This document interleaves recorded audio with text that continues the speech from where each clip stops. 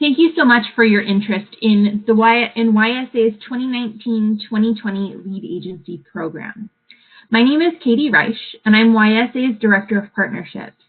I'm also the staff member that is the point of contact for the Lead Agency Program.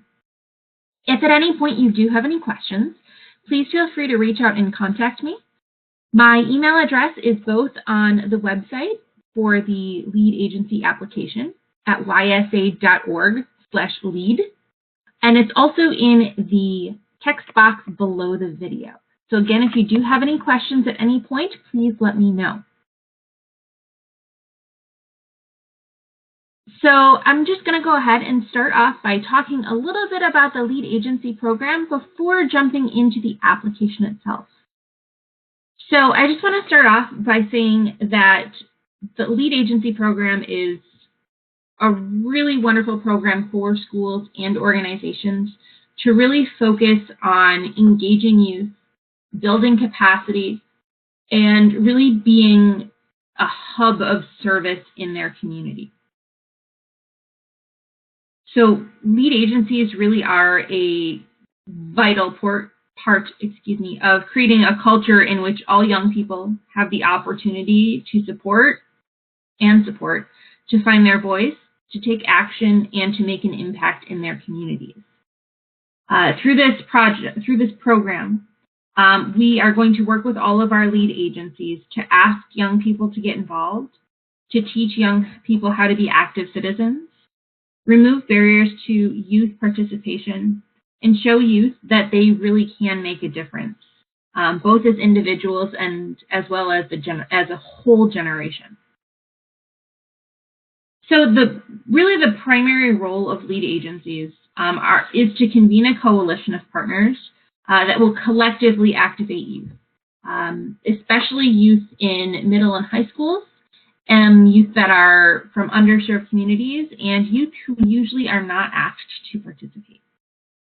When I say coalition, we're thinking of working with organizations that have young people. So youth development and after-school programs, K-12 schools, colleges and universities, faith-based organizations, etc. We also encourage lead agencies to work with organizations that have opportunities to serve. So community-based organizations, government agencies, volunteer programs, and so on and so forth. So for this program specifically, we have a few different grant options based on our different days of service. September 11th, MLK Day, and Global Youth Service Day. So for this grant program, we have, grantees are able to select which days of service they would like to participate in, as well as how many youth volunteers that they'll be able to engage per day of service. So grantees are able to do 9/11 Day, MLK Day, and Global Youth Service Day, or they can do just MLK Day and Global Youth Service Day. Of course, depending on the number of volunteers and the number of days of service that they're planning on doing, we have scaffolded the size of the grant. And you can see all of these grant sizes below. And grants will range from $2,000 up to $9,000. For our days of service, we ask that for any grantees participating in, leading 9/11 Day projects, that at least one project component focuses on supporting military families and veterans, and that grantees leading projects for MLK Day of service, they coordinate at least one project focused on economic opportunity and financial literacy. For Global Youth Service Day, we do not have a specific project type in mind or a specific issue area to focus on. So really, whatever issue is important to youth, whatever issue is important to the community, you are welcome to decide on. All right, so now that we've kind of gone over some of the foundations, I'm going to go ahead and take you through the application. So the first thing here is the sign up to access the application. We ask for your first and last name, email address, organization or school that you are affiliated with, city and state. You'll notice that we do not ask country. That is because the lead agency program is specifically open to organizations and schools that are based in the U.S. And U.S. territories. So unfortunately, if you are outside of the U.S., you are not eligible to apply for this specific program. So once you fill out your information and you hit Start Application, you'll be taken to the full application. A few things to note is that as you do go through, we do have our frequently asked questions and our scoring rubric, both available so that you can kind of get an idea as to what are some of the things that we will be looking for in our applications, kind of taking it through step by step. And then we also have our FAQs, more of the commonly asked questions. Of course, if you do have additional questions, again, please feel free to reach out and contact me. Alrighty. So you'll notice that from the page before, a few of these fields are auto-populated, so it kind of gives you a head start. But one of the big things to start off with that's please make sure that you're selecting this option is the grant that you're applying for. So again, we've broken it down into how many days of service you're doing and how many youth volunteers per day. Now, when I say youth volunteers per day, youth have to be the actual volunteers. For example, if youth are bringing in a speaker to talk to students about financial literacy, and 10 students are the ones that are planning the event, selecting the speaker, bringing in the speaker, and then 500 students are listening to the speaker, that only counts as 10 volunteers. Those other 500 are simply recipients of service.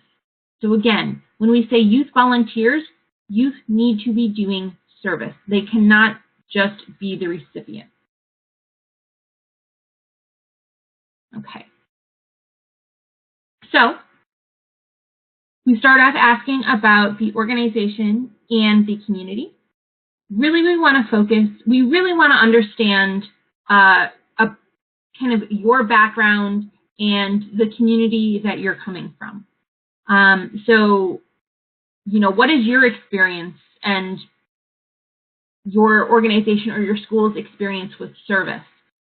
Who is going to be actually working on this project? What experience do they have? What are their roles? And then we also really want to know about the, how can you go about increasing participation in your community? We know that typically about 1/3 of youth are active in their community. How can we take that up to 100%? And how can you specifically use the days of service, MLK Day, Global Youth Service Day, and possibly 9/11 Day? How can you use those days to help elevate youth participation to 100%? Then we are going to go ahead and turn to the coalition. Okay, I mentioned earlier, convening a coalition of partners that are collectively activating youth is the primary role of a lead agency. And we know that coalitions really work collectively to activate youth to lead service on service learning projects. They help to build meaningful youth-adult partnerships and help youth feel more connected to the community. They help strengthen the community by working through the 17 United Nations Sustainable Development Goals. Coalitions can collectively provide opportunities to learn and practice 21st century skills, skills like communication, collaboration, creativity, and critical thinking, skills that are all important for both life, school, and the workforce. And then coalitions can activate youth to lead ASAP, as soon as possible, but also through awareness, service, advocacy, and philanthropy-related initiatives. So we really want to know about who your existing partners are, how you work with them, as well as what new partners you're looking at bringing into your coalition and how you're planning on working with them. We want to know how you're going to work collectively to engage youth and to create change in the community. And we want to know about how you're going to help build your coalition's capacity to engage youth.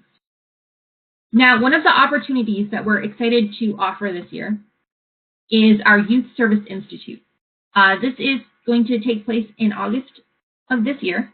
We're still trying to figure out, we're still working on finalizing the dates, but this will take place in Washington, D.C., and we'll be covering travel and lodging.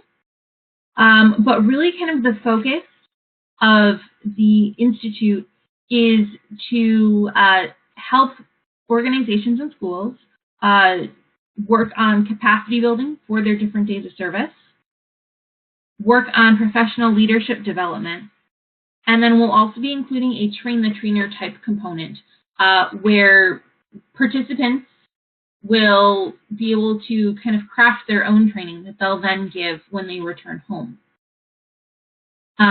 So if that's something that you're interested in, please let us know just in the quick drop-down menu. And then we will have space for 25 participants to join us for the conference. All right. So then we want to move on to youth activation and leadership. So we know from the Corporation for National and Community Service that youth who volunteer are considered to be super citizens. They help communities and democracy thrive. We know that youth volunteers are twice as likely to help their neighbors than non-volunteers. They join groups and organizations at 5 times the rate of non-volunteers. They donate to charity at 2 times the rate of non-volunteers. And they vote at 66% higher rates. For youth, volunteering is really a gateway to civic participation. And these days of service are really great on-ramps to get youth started. So in this section, we really want to know about how you plan to engage and activate youth, how and what opportunities will exist for youth to build on those 21st century skills, how youth will go ahead and take ownership and take leadership of projects. We've seen that when youth are taking leadership of projects, they're more engaged, they're more likely to stick with the project because, of course, it's something that they're passionate about and they have ownership in. And then they're more likely to succeed in both school and life through volunteer opportunities. And then we especially want to know about how you're working to engage youth from underserved communities.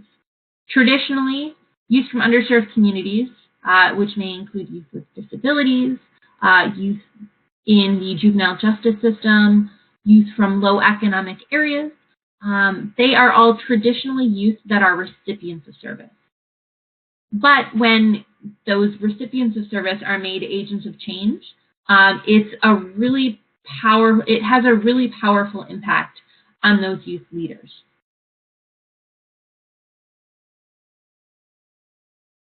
One of the requirements with this program, in addition to, of course, the different days of service, the minimum number of volunteers, is that for the different days of service, we do require records of youth participation for planning and volunteering for each day of service. This might include attendance records, sign-in sheets, and so on and so forth. So please make sure that you let us know how you plan to track that. For tracking, we do have a few different options for personal identifiers. So we will either need a full or a partial name, first name, last initial, for each volunteer, or it can also be an internal ID number. This could be a student ID number or a unique volunteer ID number. And this is a requirement from the Corporation for National and Community Service, one of the funders for the lead agency program. And of course, we do want to hear about your strategies to inspire others, call them to action through communications and marketing activities. Communications and marketing is a really great way to share your story, share the work of youth leaders, and it's also a great way to engage more people in your activities. Then we're going to, of course, turn to budget and more information. We do want to know how you're planning or how you anticipate spending the grant funds. We do have a couple of examples for how funding can be allocated. Please note that due to criminal background check requirements, we're not able to allow grant funds to be spent on staffing. We also ask that funding not be allocated for expensive one-use items or for purchasing items to then donate. If you have any questions about funding, please let us know. And then lastly, for those of you that have selected a grant format that includes 9/11 Day, we do ask that you please include any initial plans that you might have for those activities. Please note that again, if selected as a grantee, at least one project for 9/11 Day must focus on veterans and military families, and at least one project for MLK Day must focus on financial literacy. We've also put in a note that no grant funds can be used for prohibited activities. A list of prohibited activities can be found on the frequently asked questions sheet right down here at the bottom. And these, again, are put forward by our funders, so these are activities that we cannot grant funds toward.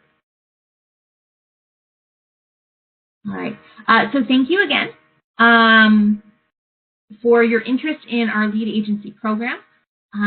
We're really excited again this year to be working with the Charles Stewart Mott Foundation and the Corporation for National and Community Service to really make the lead agency program possible. So we just want to give a shout out to our wonderful funders.